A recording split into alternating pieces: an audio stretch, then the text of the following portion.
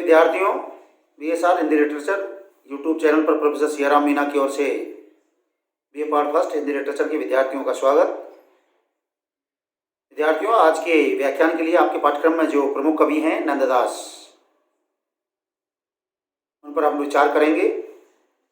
उस पर अपने व्याख्यान देने जा रहा हूं। नंददास के विषय में जो हमें जानकारी है उसके अनुसार मैं आपको कहना चाहूंगा कि इनका जन्म 1533 ईस्वी में हुआ। इनकी मृत्यु 1582 ईस्वी में हुई थी। नंददास जी अष्टसाप के कवियों में काव्य सौष्ठव और भाषा की प्रांजलता की दृष्टि से सूर के बाद स्थान पाने वाले श्रेष्ठ कवि माने जाते हैं। यानी अष्टसाप के जो प्रमुख कवि थे सूरदास जी, उनके बाद यदि भाषा की श्रेष्ठता और भाषा के सौंदर्यात्मक दृष्टि से भाव प्रकटन करने वाले श्रेष्ठ कवि के रूप में यदि मैं नाम लेना चाहूं तो वो नंददास जी हैं।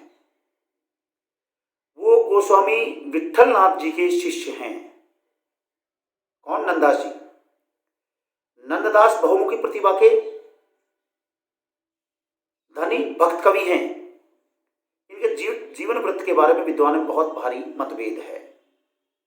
इनका कुछ परिचय 252 वैष्णव की वार्ता और अष्ट सखान की वार्ता में प्राप्त होता है। इन वार्ताओं के आधार पर यह कहा जा सकता है कि विट्ठलनाथ के शिष्य बनने से पूर्व ये लौकिक प्रवृत्ति के व्यक्ति थे, यानी सांसारिक व्यक्ति थे। इन्हीं वार्ताओं ने नंददास को तुलसीदास का भाई बताया गया है। ऐसा भी माना जाता है कि नंददास का जन्म उत्तर प्रदेश के सोरों के रामपुर नामक गांव में हुआ था। सोरों जी के आसपास एक रामपुर गांव है, वहां पर इनका जन्म हुआ।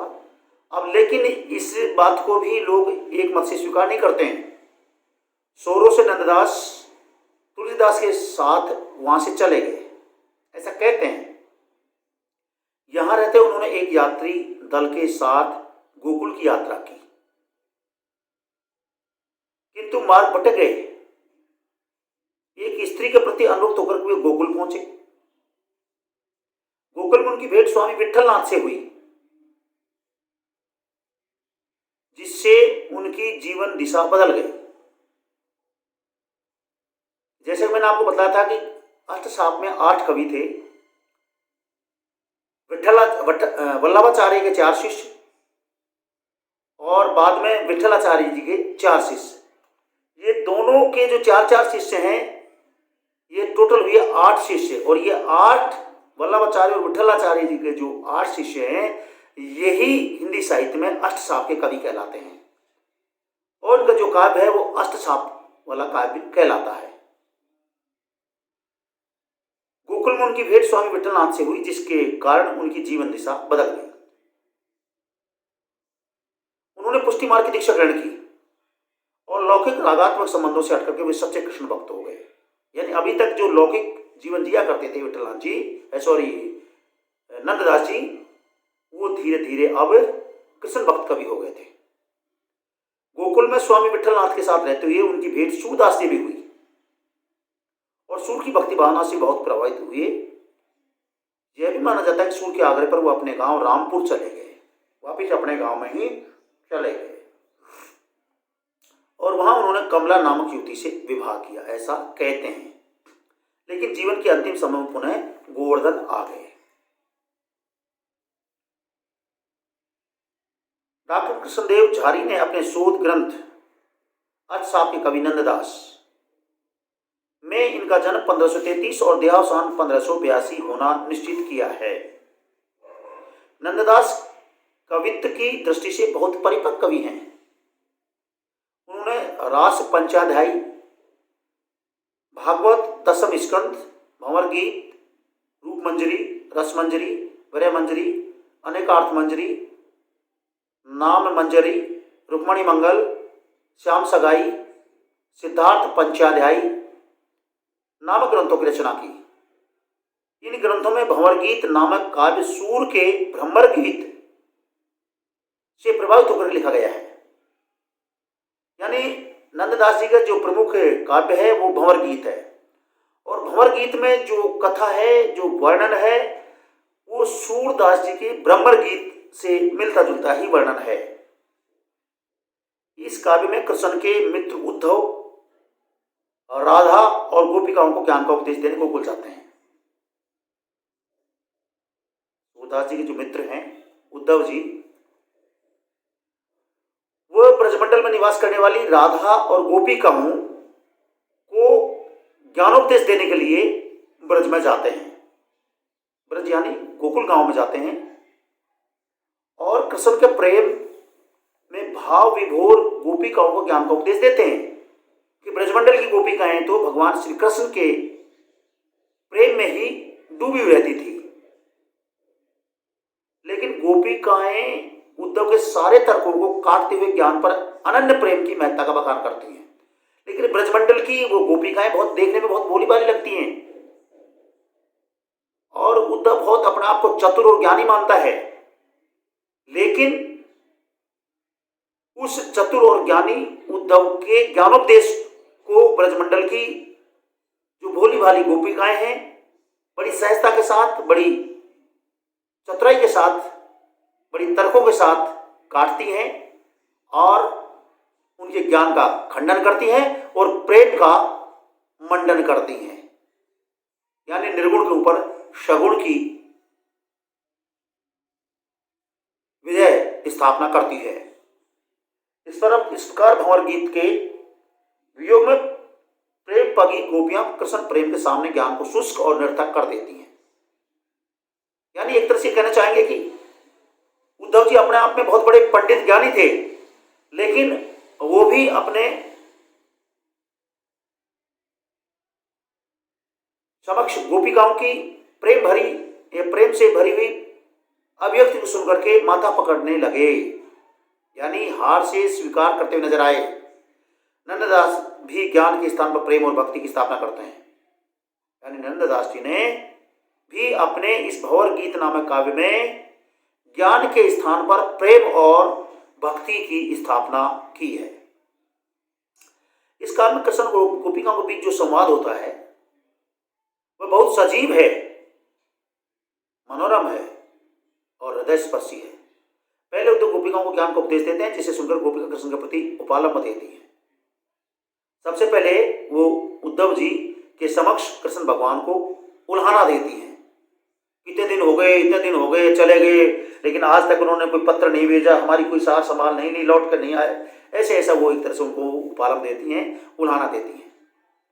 इस उपालंब का लक्ष्य वो एक भ्रमर को बनाती हैं, यानी एक भौरे को माध्यम बना करके अपनी बात शुरू करती हैं और अपने तर्कों से उद्धव के सभी उद्देश्यों को निस्तेज कर देती हैं, यानी एक तरह से प्रभावहीन कर देती हैं। गोपिकाओं के तर्कों से उद्धव बहुत प्रभावित होते हैं और वे प्रेम मार्गी हो जाते हैं। ऐसा कहते हैं कि जब गोपिकाओं ने तार्किक ढंग से भगवान श्री कृष्ण के प्रति अपने प्रेम की और भक्ति की जो भावना प्रकट की, उनको सुनकर के उद्धव जी का द्रव्य हृदय पिघला और ऐसा कहते हैं कि वो स्वयं भी प्रेम मार्गी बन गए। वो प्रेम के रस में पगे हुए उद्धव मथुरा लौटते हैं, यानी प्रेम में पूर्णतः डूबे हुए होने के पश्चात जब उद्धव गोकुल गांव से उन्हें वापिस मथुरा भगवान श्री कृष्ण के पास लौटते हैं तो कृष्ण के समक्ष गोकुल की स्थिति का वर्णन करते हैं। कृष्ण उनकी दशा देखकर प्रसन्न होते हैं और वे भी प्रेम मार्ग की महत्ता को स्वीकार करते हैं कि वास्तव में इस संसार में प्रेम का अपना विशेष महत्व है। कवि के रूप में नंददास एक उत्तम कोटि के शुद्ध कवि हमें सिद्ध होते हुए नजर आते हैं। रूपमंजरी में किसी अविवाहित स्त्री का कृष्ण के प्रति प्रेम चित्रित करते हुए नंददास उपपति रस की परिकल्पना करते हैं। यह काव्य दोहर चौपाई की आख्यान शैली में लिखा गया है। रसमंजरी में नंददास नायिका भेद का विस्तृत निरूपण करते हैं और नारी की चेष्टाओं को वर्णन कामोत्तेजक शब्दावली में करते हैं। इस इस ग्रंथ को यद्यपि भक्ति रस का काव्य ही कहा गया है, किंतु अपने मूल स्वरूप में वह एक घोर श्रृंगारी रचना है। विरह मंजरी में नंददास विरह की दशाओं का बड़ी सूक्ष्मता से वर्णन करते हैं। रास पंचाध्यायी नामक काव्य भाव के 5 अध्यायों का लगभग अनुवाद है। कृष्ण भक्ति में श्रृंगारिकता का जो भाव उदित हुआ है, उसका उद्भव नंददास के काव्य में दिखाई देता है। यदि नंददास को शुद्ध भक्त कवि मानने का आग्रह छोड़ दें तो नंददास के काव्य में श्रृंगार ही कवि की सभी विशेषताएं दिखाई देती हैं। वे रूपमंजरी में तो यह भी घोषित करते हैं कि जो नीरस व्यक्ति है वे मेरी कविता को न पढ़े। बहुत ही अच्छी बात कही है। अर्थात जिनके हृदय में प्रेम नहीं है, जो रसिक नहीं है, वो मेरी कविताओं को नहीं पढ़े। रस विहीन जे अक्षर सुनई, ते अक्षर फिरी निज सिर धुनई। नंददास रसिकता को अभिव्यक्ति का प्रमुख तत्व मानते हैं। डॉक्टर गणपति चंद्र गुप्त अष्टसाप काव्य को नंददास की रंग को 3 रूपों में स्वीकार करते हैं। उन्होंने अपनी तार्किकता और बौद्धिकता के बल पर इस संप्रदाय के सिद्धांत को पर्याप्त स्पष्ट रूप से अपनी रचनाओं में प्रस्तुत करते हैं। उन्होंने प्रेमाख्यान पद्धति, गीति शैली, मुक्तक शैली तथा अनेक नई काव्य शैलियों का प्रयोग कर शैली वैविध्य की दृष्टि से संपन्न बनाया है। वे अपने काव्य में विशिष्ट शब्दावली का प्रयोग करते हैं। इसीलिए यह उक्ति प्रचलित हुई थी, और कवि गढ़ैया नंददास चढ़ैया।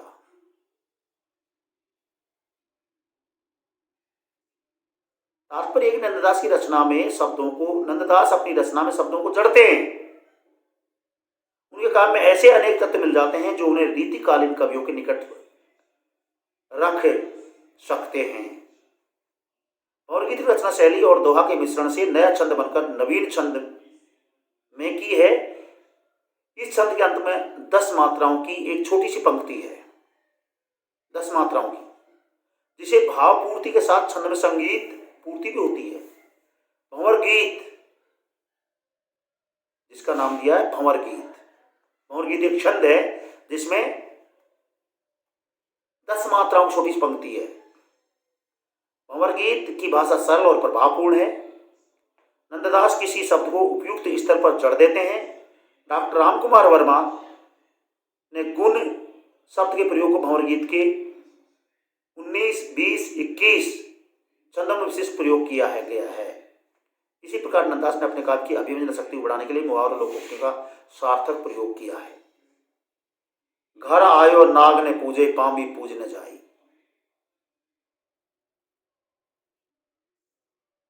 ये लोकोक्तियों का है प्रयोग है। कहा तिये लौन लगावे, अर्थात नमक छिड़कना, मुहावरा। सुदित ग्राम मदाम काटी, जवाई लो नखी, लखों तवाई लो बांधी मुठी, यानी मुट्ठी बांधना। भाषा की कोमलता, मधुरता, कमनीयता और प्रभावपूर्णता की दृष्टि से भंवर गीत एक उत्कृष्ट रचना है। यानी मैं कहना चाहूं तो नंददास अष्टसाप के कवियों में सूर्य के पश्चात स्थान पाने वाले श्रेष्ठ कवि हैं। इनके जन्म के विषय में जो अभी तक हमारे पास में साक्ष्य है, सोनों के पास में रामपुर नामक गांव में इनका जन्म हुआ। बाद में ये तुलसीदास जी के संपर्क में आए। तुलसीदास जी के संपर्क में आने के पश्चात वृंदावन चले गए। वृंदावन में फिर ये धीरे धीरे कृष्ण की भक्ति में डूब गए। और बाद में ये विठलाचार्य जी के संपर्क में आए। विठलाचार्य जी के संपर्क में आने से इनके अंदर कृष्ण के प्रति प्रेम और भक्ति का संचार हुआ और पुनः रामपुर लौट गए। वहां इन्होंने एक स्त्री से शादी कर ली। विठलाचार्य जी के संपर्क में ही इन्होंने प्रेम और भक्ति संबंधी गीत लिखे। बहुत सारे इन्होंने काव्य लिखे, लेकिन सबसे जो इनका साहित्यिक जगत में प्रसिद्धि प्राप्त काव्य है वह भंवर गीत है। भंवर गीत में इन्होंने 10 मात्राओं का एक छोटा सा छंद प्रस्तुत किया है और इसी का नाम भंवर गीत है। इनके के काव्य में लोकोक्ति और मुहावरों का बहुत ही सटीक प्रयोग हुआ है। इन्होंने अपने इस काव्य में ज्ञान का खंडन और प्रेम का मंडन किया है, यानी निर्गुण का खंडन और सगुण का मंडन किया है, जैसे कि सूर के भ्रमर गीत में हमें देखने को मिलता है। जो भंवर गीत काव्य है ये बहुत ही